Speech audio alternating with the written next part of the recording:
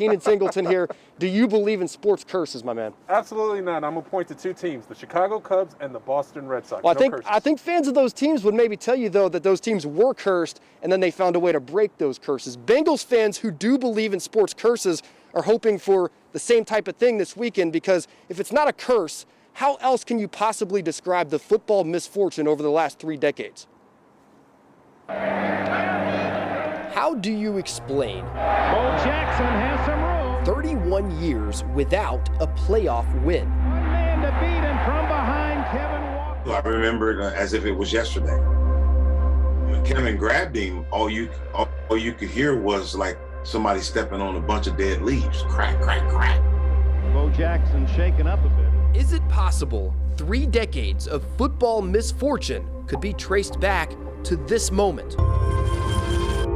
That's when it started to me. That whole decade of the 90s after that injury, that's when I knew it was the curse of Bo Jackson.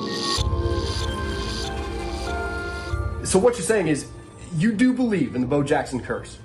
I absolutely do believe in the Bo Jackson curse. 80 degrees. January 13th, 1991. The Bengals. 2 seasons after a run to the Super Bowl, the Bengals were 2 wins away from going back. This is the historic Coliseum in Los Angeles. Standing in their way was Bo Jackson and the Los Angeles Raiders. The best running back to ever play the game was Bo Jackson.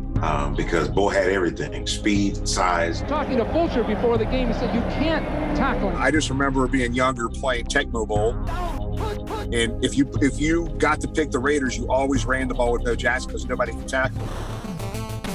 To see him go down in that game was heartbreaking. Now the question will be, will Bo return this week?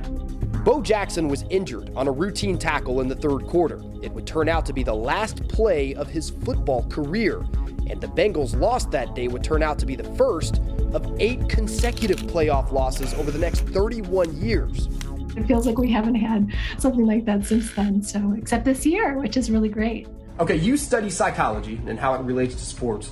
Is there a way to scientifically, entertain the idea of a sports curse? I don't know exactly from a psychological perspective, but I think just it's an easy explanation when things aren't going well, right? It's blaming it on some sort of evil or alternate being, and it's something, that's being put on somebody. So I think athletes probably feel quite differently. Sure enough, the former Bengals players we spoke to, the curse of Bo, completely dismissed the curse.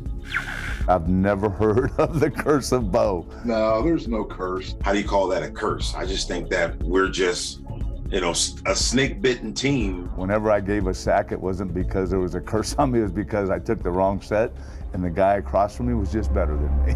But if there's any truth to this curse, how can it be broken?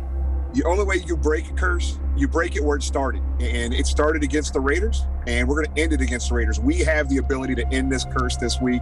That's what we're going to do. Well, if you are a believer in sports curses and that kind of thing, the Bengals will have a chance to break that curse right here at Paul Brown Stadium this Saturday, 4:30, against the same team, Keenan, that curse started against back in 1991.